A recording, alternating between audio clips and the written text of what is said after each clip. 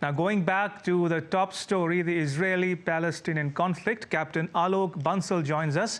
Captain Bansal is the director of India Foundation, a New Delhi-based think tank. He is a former officer of the Indian Navy. Captain Bansal, welcome once again to DD India News Hour.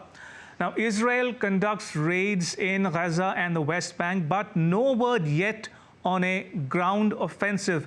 Is Israel having second thoughts on a ground assault?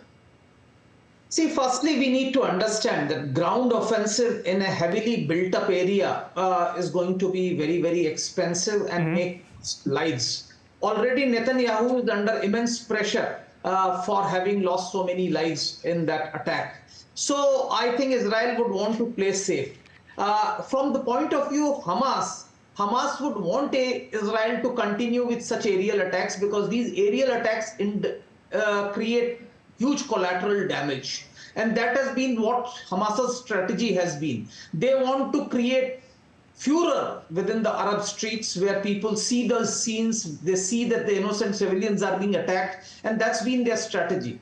If we actually look at this whole war, from the time Hamas attacked Israel, they knew that Israel has a huge superiority of weapons, technological superiority, and they are going to be vanquished.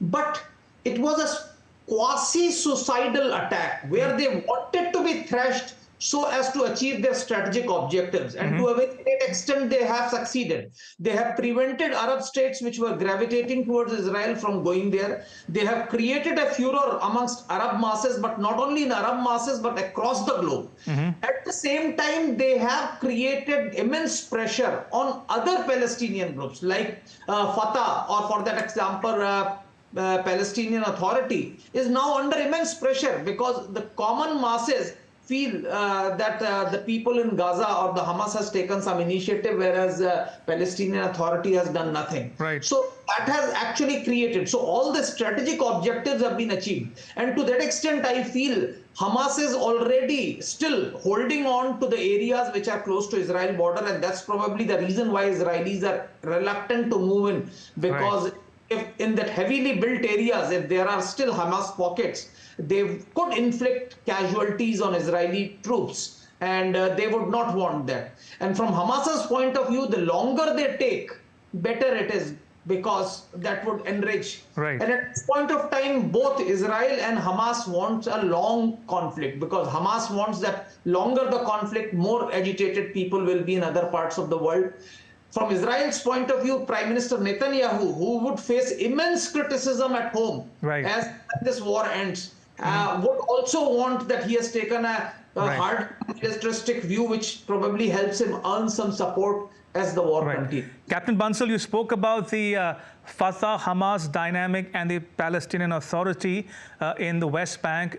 In that context, now, reports suggest that at least 93 Palestinians have been killed in Israeli raids in the West Bank alone. Now, there is no Hamas in West Bank, but Israel still targets it. A mosque in Jenin was targeted. So what does that tell you about the scope of Israel's military actions?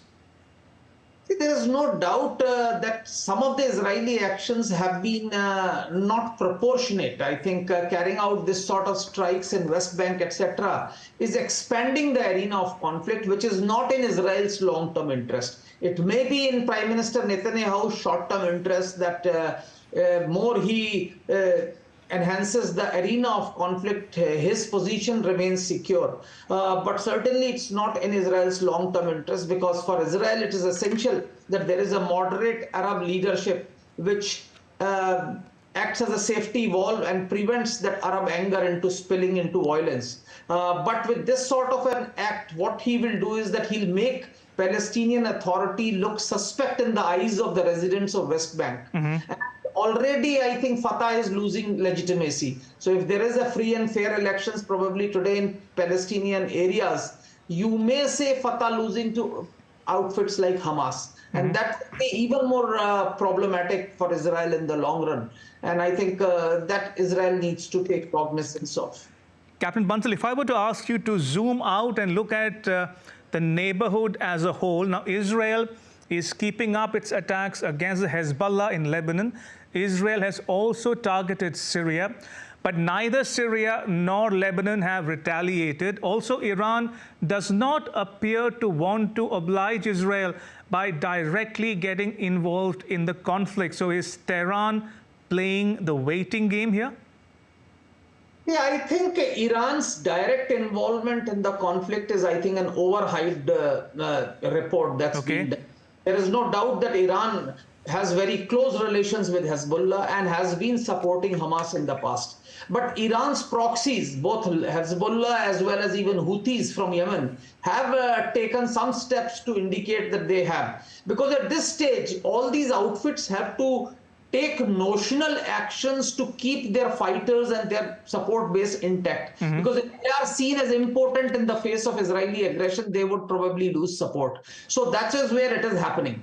But as far as you're saying no retaliation from Syria or Lebanon, we need to understand that Syria is still, the conflict is still not over. Right. So the Indian government would not like to open a new front as far as Syria is concerned. And Syria's getting involved into the conflict could fracture the larger Arab unity that is emerging in the face of this particular conflict. And Lebanon, as it is a fractured government. So if Hezbollah is a very major component, and I think if Hezbollah is doing something, Lebanon as a whole or Lebanon government, I think would like to remain quiet at this moment. And that is where I think Jordan is a very crucial country, because that's one of the countries which has relations with Israel, is fairly, that is the country which has borders with West Bank, and that would have a very important role to play. And I think that's why Prime Minister Modi has spoken to Jordanian King, I think, trying can work out a system by which mediation or some sort of a ceasefire can be brought about. Because the fact is that it is not in the interest of the world, not in India's interest, that this conflict continues unabated. Absolutely. Captain Bansal, you spoke about Arab unity, and that gives me a perfect segue to my next question to you. The Cairo Summit for Peace failed to deliver a joint statement. What does that tell you about Arab unity or the prevailing sentiment insofar as the Palestinians is concerned? See, the fact is that there are some of the Arab states which have relations with Israel. Some of them are extremely beholden to the United States. The Cairo summit was stymied by the absence of a high-level U.S. presence in that particular summit. I think that has its own impact. I think Arab world is still, though they all oppose at this moment Israeli aggression in Gaza, but what should be the next step there, I think still divided on that. But that is where I think Hamas wants that this conflict should continue, because the longer this conflict continues, I think the differences are likely to get bridged. And that is an important facet which we'll have to probably look into it, because the longer this conflict continues, it would force Arab regimes to come to a strident anti-Israel stance. And I think that is what Hamas wants. And I think that's why at some stage, the Western world should try and stop this conflict. And I think we should try and ensure that least collateral damage takes place. I think the hapless Arabs and hapless citizens of Israel are not afflicted by this war. Because at some stage, I feel when the ground offensive starts, Hamas would again start firing rockets into Israel, causing random casualties. And I think that's a very, very sad part, where innocent civilian lives are lost, as they were lost in the initial attacks. I think that's a very, very sad position. But a non-state actor, terrorist outfit, can be expected to do. But at the same time, at this point of time, I think the Israeli reaction is also causing huge collateral damage. The way the bombs have been dropped in the vicinity of the hospital gives greater credence to the fact that the earlier bombing of the hospital was probably by the Israeli Defense Forces. And I think that would create greater problems for Israel in days to come. Militarily, Israel has a far superior status. But the point is, when faced with an asymmetric warfare, this sort of non-state actor could indulge in any act. There are some that they could use some low-grade chemical weapons or things like that, which is quite feasible at this stage, and we need to be careful. Right. Captain Bansal, I have just about enough time to ask you one last question on this broadcast. The Biden G7 allies, Western allies of the US, the joint statement talks about a durable peace. Is a two-state solution back in play? I feel, this is my personal opinion, that after this attack, a two-state solution is feasible, because what had happened was that for quite some time after Camp David, etc., the Israel felt that they were under no compulsion to accommodate Arab demands. And I think when a feeling like that comes in, I think a credible two-state solution was not coming up. Right. I think now I feel Israel maybe, once the conflict ends, not now, but after the conflict ends, Israel may be willing to have a far more credible two-state solution. Captain Bansal, thank you so much for joining us and sharing your thoughts with our viewers at home and abroad. Thank you for your time.